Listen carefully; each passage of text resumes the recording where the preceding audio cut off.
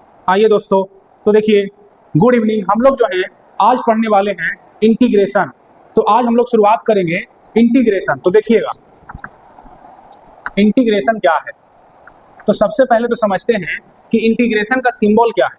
तो देखो, यही है सिंबल इंटीग्रेशन का, ठीक है। यह है सिंबल ऑफ इंटीग्रेशन। देखिए, हम लोग डिफरेंशिएशन और मैक्सिमा मिनिमा पढ़ चुके हैं। अब सिंबल है तो सिंबल का कोई यूनिट डायमेंशन तो होता नहीं है। हाँ, इंटीग्रेशन किसका करना है तो बोलेंगे y का। किसके रिस्पेक्ट में? तो x के रिस्पेक्ट में। तो देखो y dx लिखेंगे। कोई पूछेगा y क्या है तो बोलेंगे y जो है वो fx है। इसका क्या मतलब होता है तो बोलेंगे y is the function of x, function of x, ठीक है। यानी y x का फंक्शन होगा तभी उसका इंटीग्रेशन x के रिस्पेक्ट में होगा।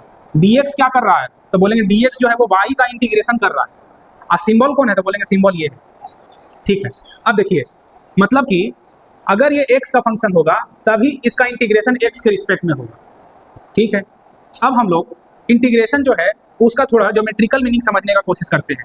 जैसे y और x का ग्राफ हो इस तरह का, और इस ग्राफ में अगर पूछा जाए कि y वर्सेस x में, देखिएगा y वर्सेस x में अगर आपसे पूछा जाए कि इसका जो इंटीग्रेशन होगा वो किसके बारे में बताएगा, तो देखो इंटीग्रेशन ऑफ y dx ये बताता है area enclosed of yx graph. मतलब हम ये कहना चाह रहे हैं कि y और x का अगर ग्राफ है और उसमें आप अगर इंटीग्रेशन करेंगे y dx का तो वो इस एरिया के बारे में बताएगा, ये जो एरिया इनक्लोज है उसके बारे में बताएगा, ठीक बात। अब जो है इंटीग्रेशन और क्या है तो बोलेंगे इंटीग्रेशन जो है वो रिवर्स प्रोसेस ऑफ डिफरेंशिएशन है, ठीक ना। यानी अब हम लोग आगे सीखेंगे क्या कि इंटीग्रेशन करते कैसे हैं। तो पहले तो हेडिंग देंगे क्या कि इंटीग्रेशन इज रिवर्स और इनवर्स प्रोसेस ऑफ डिफरेंशिएशन। यानी डिफरेंशिएशन का उल्टा है डिफरेंशिएशन, ठीक है।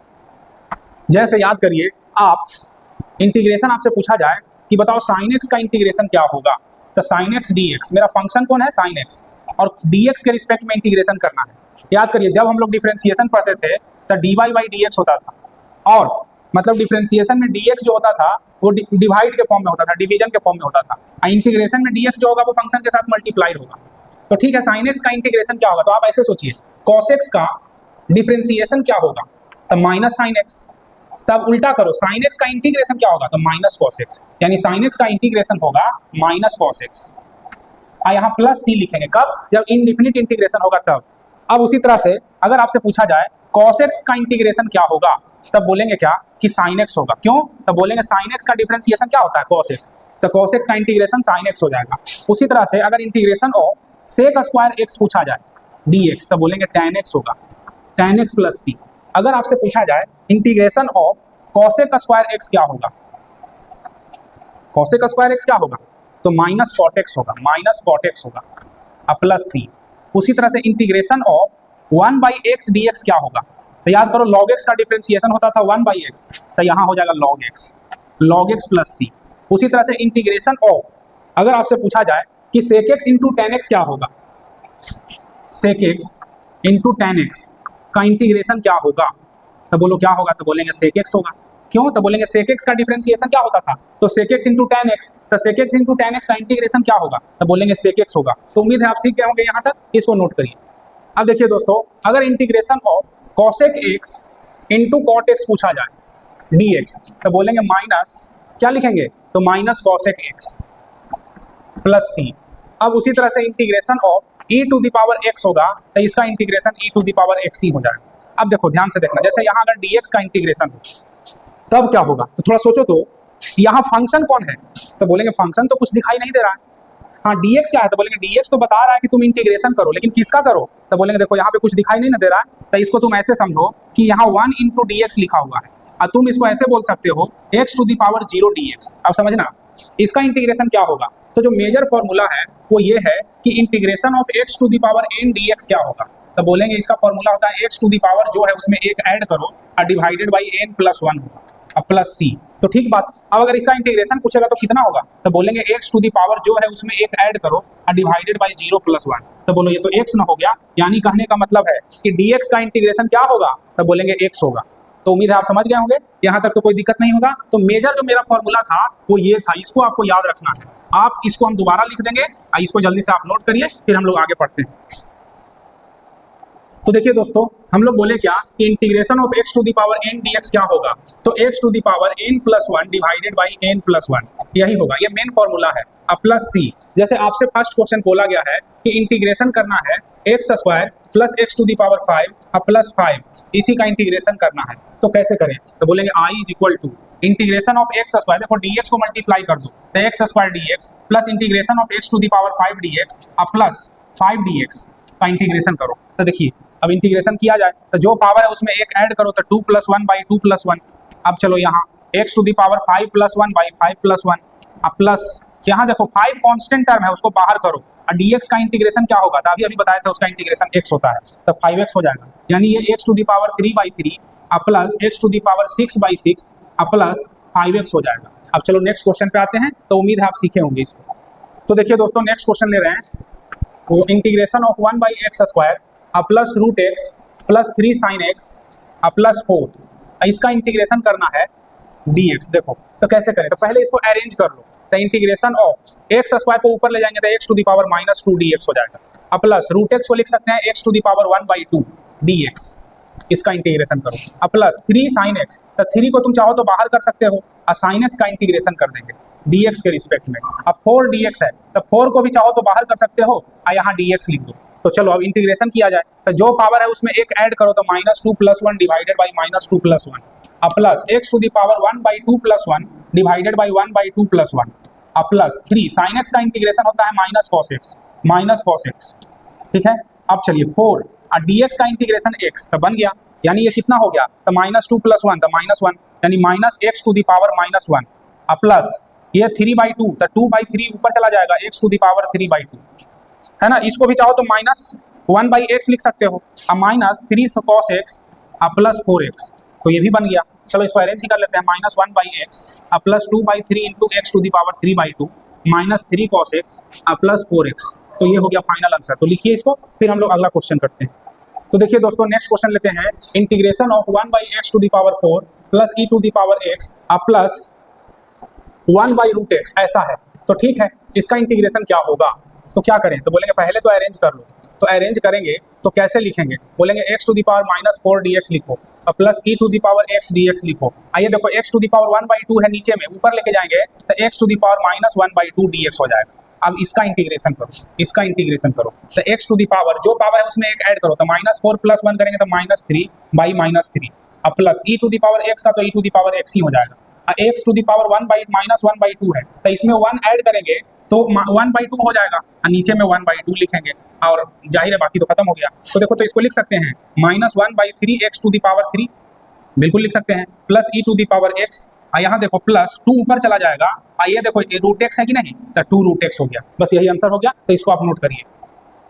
देखिए दोस्तों, नेक्स्ट क्वेश्चन है, integration of 1/x to the power 5 plus sin² x और प्लस आगे है, सॉरी sin² x लिख दिए, sec² x है और प्लस 4x³ और प्लस 5, इसका इंटीग्रेशन करना है। तो ये भी सिंपल है, कैसे, तो बोलेंगे देखो इसको पहले अरेंज करो, तो x to the power -5 plus sec² x और इसका इंटीग्रेशन करना है, तो dx लिखो, है ना, मल्टीप्लाई होगा ना dx, तो जाहिर है इसमें तो दिक्कत नहीं होगा। अब चलो 4 कांस्टेंट है उसको बाहर करो और x³ dx करो और प्लस 5 कांस्टेंट है और dx का इंटीग्रेशन करो।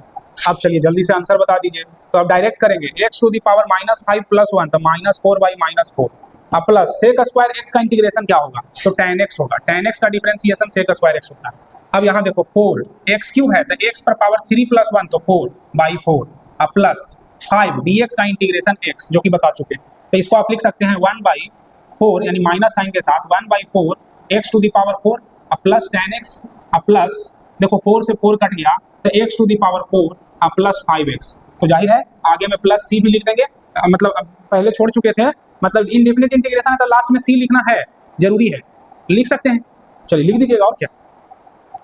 अब देखिए दोस्तों, नेक्स्ट टाइप अब अलग चेंज कर रहे हैं, integration of sin 2x sine 2x dx है, इसका इंटीग्रेशन क्या होगा? तो देखो जैसे साइन का इंटीग्रेशन क्या होता है, तो माइनस कॉस एक्स होता है ना, साइन का इंटीग्रेशन माइनस कॉस एक्स होता है, तो इसको माइनस कॉस 2x लिख दो और डिवाइडेड बाई जो x का कोफिशिएंट है तो 2 और प्लस c। अब इसी तरह से इंटीग्रेशन ऑफ कॉस 3x है, तो इसका इंटीग्रेशन क्या होगा? तो बोलेंगे कॉस का इंटीग्रेशन तो साइन होता है, तो साइन 3x होगा और x का जो कोफिशिएंट है वो नीचे डिवाइड में आ जाएगा और प्लस c। अब देखो उसके बाद अगला इंटीग्रेशन है, कह रहा है कि e to the power kx का इंटीग्रेशन क्या होगा? तो बोलेंगे e to the power kx का तो वही होगा और x का जो कोफिशिएंट है वो डिवाइड में ला दो और प्लस c। फिर देखो नेक्स्ट क्वेश्चन, इंटीग्रेशन ऑफ किसका पूछ रहा है? तो बोल रहा है कि 3x प्लस 5 का पावर 3x प्लस 5 का पावर 4 का क्या होगा? तो इसका इंटीग्रेशन कैसे करें? तो देखिए दोस्तों, जो पावर है यानी 3x प्लस 5 जो पावर है उसमें एक ऐड करो तो 5 और डिवाइडेड बाई 5 हो जाएगा, तो ये तो पावर का इंटीग्रेशन हुआ। इनटू बोलेंगे ये x का जो कोफिशिएंट है वो डिवाइड में चला जाएगा, तो ये 15 ना हो गया, यानी इंटीग्रेशन कितना आया? तो बोलेंगे 1/15 और 3x plus 5 to the power 5, तो यही हो गया इंटीग्रेशन। तो इसको आप नोट करिए, फिर हम लोग आगे पढ़ते हैं। अब देखिए दोस्तों, नेक्स्ट क्वेश्चन हम लोग ले रहे हैं, जैसे कह रहा है x dx divided by x square plus 2, तो इसका इंटीग्रेशन कैसे होगा? तो देखो एक्स स्क्वायर प्लस 2 का पावर भी दे दिया है 5, तो इसका इंटीग्रेशन कैसे होगा? तो देखिए दोस्तों, ऐसे क्वेश्चन को हम लोग सब्स्टिट्यूशन मेथड से बनाते हैं, यानी कि यहाँ पे सब्स्टिट्यूशन मेथड लगेगा। जब भी ऊपर भी फंक्शन हो नीचे भी फंक्शन हो तब सब्स्टिट्यूशन मेथड से बनाएंगे। और ये सब्स्टिट्यूशन मेथड क्या है? तो बोलेंगे ये जो नीचे वाला टर्म है उसको कुछ मान लो, यानी x square plus 2 is equal to y. अब इसको डिफरेंशिएट करो, तो differentiate with respect to x, ठीक है। तो एक्स स्क्वायर का डिफरेंशिएशन तो 2x हो जाएगा और प्लस 2 का डिफरेंशिएशन 0, y का डिफरेंशिएशन dy बाई dx, तो 2x dx कितना हो जाएगा? तो बोलेंगे dy, तो बोलो x dx कितना हो जाएगा? तो dy बाई 2 हो जाएगा। तो x dx का वैल्यू कितना आ गया? तो dy बाई 2, तो dy बाई 2 और नीचे में क्या है? तो एक्स स्क्वायर प्लस 2, तो एक्स स्क्वायर प्लस 2 को तो y माने हुए हैं, तो y टू द पावर 5, यही हो जाएगा, ठीक ना। इधर हम लिख दे रहे हैं कि x dx का वैल्यू वो हो जाएगा dy बाई 2। तो हम लोग यहाँ पे इंटीग्रेशन अब इसका करेंगे, तो देखो 1/2 को तो बाहर कर लो, इंटीग्रेशन किसका करना है? तो बोलेंगे y to the power minus 5 dy का करना है, तो 1/2 तो जैसे है वैसे रहेगा, y to the power minus 5 plus 1, तो बोलेंगे माइनस 4 डिवाइडेड बाई माइनस 4, तो ये हो गया माइनस 1/8, अब y को नीचे लाएंगे तो y टू द पावर 4। तो बोलो तो आंसर क्या लिखें? तो बोलेंगे इंटीग्रेशन जो होगा वो कितना होगा? तो बोलेंगे 1/8 तो होगा माइनस साइन के साथ, अब y कितना है? तो बोलेंगे एक्स स्क्वायर प्लस 2, अब पावर इसका कितना जाएगा? तो बोलेंगे 4, तो यही हो गया इंटीग्रेशन, ठीक ना। यहाँ पे देखो आंसर लिख देते हैं, इंटीग्रेशन हो जाएगा माइनस 1/8 एक्स स्क्वायर प्लस 2 का पावर 4, ठीक है। तो इसको आप नोट करिए, अब फिर अगला क्वेश्चन हम बनाते हैं। तो देखिए दोस्तों, सब्स्टिट्यूशन मेथड में ही एक और क्वेश्चन लेते हैं, जैसे कह रहा है integration of x square dx, नीचे में क्या है? नीचे में है under root x cube plus 1, तो फिर से सब्स्टिट्यूशन मेथड से ही बनेगा। सब्स्टिट्यूशन मेथड क्या है? सब्स्टिट्यूशन मेथड तो बोलेंगे क्या कि जो नीचे में है यानी एक्स क्यूब प्लस 1 उसको y मान लो, अब डिफरेंशिएट करो both side, differentiate both side with respect to x, तो x के रिस्पेक्ट में ये 3x स्क्वायर हो जाएगा और plus 0 is equal to dy by dx, तो 3x स्क्वायर यानी x स्क्वायर dx कितने के इक्वल हो जाएगा? तो बोलेंगे dy बाई 3 के इक्वल हो जाएगा, तो x स्क्वायर dx के जगह लिख देंगे इंटीग्रेशन ऑफ dy बाई 3। अब देखो एक्स क्यूब प्लस 1 को क्या माने हैं? तो y, तो अंडर रूट y हो गया, तो बिल्कुल सही है, कोई दिक्कत नहीं है, ठीक है। तो देखो तो इसका इंटीग्रेशन कैसे करें? तो बोलेंगे इंटीग्रेशन में तो 1/3 को बाहर करो और रूट y को ऊपर ले जाएंगे तो y पर पावर माइनस 1/2 dy हो जाएगा, तो बोलो इंटीग्रेशन क्या होगा? तो बोलेंगे 1/3 तो ऐसे रहेगा ही, अब y पर पावर जितना है उसमें एक ऐड करो तो ये 1/2 हो जाएगा और डिवाइडेड बाई 1/2, तो देखो तो ये 2 ऊपर चला जाएगा तो 2/3, ये y पर पावर 1/2 है तो रूट y हो जाएगा क्या? यानी 2/3 और रूट y है तो रूट y कितने के इक्वल है? तो बोलेंगे एक्स क्यूब प्लस 1 के इक्वल है, यानी एक्स क्यूब प्लस 1 हो जाएगा, तो यही आंसर हो गया। तो उम्मीद है आप समझ गए होंगे, तो इसको आप नोट करिए। तो अब देखिए दोस्तों, हम लोग जो है इनडिफिनिट इंटीग्रेशन पढ़े। इनडिफिनिट इंटीग्रेशन में मेरे से एक चीज छूट गया है हमेशा हर क्वेश्चन में, जब भी हम लोग क्वेश्चन का आंसर लिखते हैं ना तो लास्ट में प्लस सी लिखना होता है। अब उसका कोई मतलब उसका मतलब यह है कि लास्ट में कांस्टेंट टर्म है। अब उल्टा सोचो तो कांस्टेंट टर्म का डिफरेंशिएशन क्या होता है? तो 0 होता है, चूंकि वो इनडिफिनिट इंटीग्रेशन है, मतलब उसमें कुछ लिमिट वगैरह पुट नहीं करना है, लिमिट वगैरह है नहीं, तो इसीलिए लास्ट में प्लस सी लिख दीजिएगा लास्ट में आंसर। अब देखो हम लोग जो है ना इंटीग्रेशन में आगे पढ़ेंगे डेफिनिट इंटीग्रेशन। Definite integration. तो देखो इनडिफिनिट इंटीग्रेशन अगर समझ गए हैं तो डेफिनिट इंटीग्रेशन कोई हार्ड नहीं है। क्यों नहीं है? तो मान लो इंटीग्रेशन करना है एक्स स्क्वायर डी एक्स का, तो अब लिमिट रखना होगा ए से बी तक, ए से बी तक। तो कैसे होगा? तो बोलेंगे जैसे इंटीग्रेशन होता था वैसे ही होगा, एक्स स्क्वायर का इंटीग्रेशन एक्स क्यूब बाई 3, लेकिन अब लिमिट भी पुट करना पड़ेगा। कहाँ से कहाँ तक? तो बोलेंगे ए से बी तक। याद रखिएगा इसको क्या बोलते हैं? तो इसको बोलते हैं अपर लिमिट, अपर लिमिट। इसको क्या बोलते हैं? इसको बोलते हैं लोअर लिमिट, इसको बोलते हैं लोअर लिमिट। तो देखो जैसे इंटीग्रेशन कर दिए तो अपर लिमिट पहले रखेंगे, यानी एक्स के जगह पे पहले अपर लिमिट रखेंगे तो बी क्यूब बाई 3 और माइनस एक बार लोअर लिमिट रखेंगे माइनस करके ए क्यूब बाई 3। तो सोचो तो इसको लिख सकते हैं 1/3 इधर एक बी क्यूब माइनस ए क्यूब, तो बिल्कुल लिख सकते हैं। तो बस ऐसे ही करना है। आगे हम लोग पढ़ते हैं नेक्स्ट क्वेश्चन की ओर। तो देखिए दोस्तों नेक्स्ट क्वेश्चन ले रहे हैं integration of x cube plus x square plus 4, इसका इंटीग्रेशन करना है और कहाँ से कहाँ तक? तो 1 से 2 तक। तो देखो तो इसका इंटीग्रेशन क्या हो जाएगा? तो पहले लिख लो एक्स क्यूब डी एक्स का इंटीग्रेशन 1 से 2 तक plus x square D x कहाँ से कहाँ तक? तो 1 से 2 तक और प्लस 4 डी एक्स कहाँ से कहाँ तक? तो 1 से 2 तक। अब देखो एक्स क्यूब का integration x to the power 4/4 कहाँ से कहाँ तक? तो बोलेंगे 1 से 2 तक, प्लस एक्स स्क्वायर का इंटीग्रेशन एक्स क्यूब बाई 3 कहाँ से कहाँ तक? तो 1 से 2 तक और प्लस 4 एक्स का इंटीग्रेशन मतलब डी एक्स का इंटीग्रेशन कितना होगा? तो एक्स होगा 1 से 2 तक। अब देखो 1/4 को बाहर करो और यहाँ लिमिट पुट करेंगे तो 2 पर पावर 4 माइनस 1 पर पावर 4 और प्लस यहाँ देखो 1/3 को बाहर करेंगे तो 2 पर पावर 3 और माइनस 1 पर पावर 3, ठीक है, और प्लस 4 तो बाहर है ही, 2 माइनस 1 देखो तो कितना आ गया? तो ये 2 दूनी 4 दूनी 8 दूनी 16, 16 माइनस 1 तो 15, तो 15/4 और प्लस यहाँ देखो 2 दूनी 4 दूनी 8, 8 में से 1 गया 7, 7/3 होगा ना। तो प्लस यहाँ देखिए 2 माइनस 1 तो 1 तो 4 हो जाएगा। अब यहाँ एलसीएम ले लेंगे तो कितना हो जाएगा? तो 12 हो जाएगा। 4 × 12 तो 15 × 45 और प्लस 3 चौके 12 तो 7 चौके 28 और प्लस यहाँ देखो 12 × 4 करना पड़ेगा तो 12 यानी ये 48 हो जाएगा। अब इसको सॉल्व कर लीजिए, कितना आ जाएगा? 8 8 16 और 5 21 और 4 2 6 और 4 10 10 1 10 2 12 121/12, तो यही आंसर हो गया। तो इसको लिखिए फिर हम लोग आगे काम करेंगे। देखिए दोस्तों नेक्स्ट क्वेश्चन है integration of 4 cos x minus 3 sin x, इसका इंटीग्रेशन करना है 0 से π/2 तक, 0 से π/2 तक यानी 90 डिग्री तक। तो बोलेंगे 4 cos x का इंटीग्रेशन क्या होगा? तो cos x dx का इंटीग्रेशन और माइनस 3 sin x का इंटीग्रेशन क्या होगा? कहाँ से कहाँ तक? तो 0 से π/2 तक, यहाँ भी 0 से π/2 तक। चाहते तो एक बार में ही कर देते लेकिन चलो बना देते हैं। 4 cos x का इंटीग्रेशन क्या होगा? तो जाहिर है sin x होगा, ठीक ना, sin x होगा। कहाँ से कहाँ तक? तो 0 से π/4 तक और माइनस 3 sin x का क्या होगा? तो माइनस cos x होगा। कहाँ से कहाँ तक? तो 0 से π/2 तक। अब चलो यहाँ देखो π/2 है, सॉरी π/4 लिखा गया है। देखो 4 अब एक बार अपर लिमिट रखो तो sin π/2 और माइनस sin 0 और यहाँ देखो माइनस ये वाला माइनस मिलके प्लस हो जाएगा 3 और एक बार cos π/2 लिखेंगे और माइनस cos 0 लिखेंगे, सही है।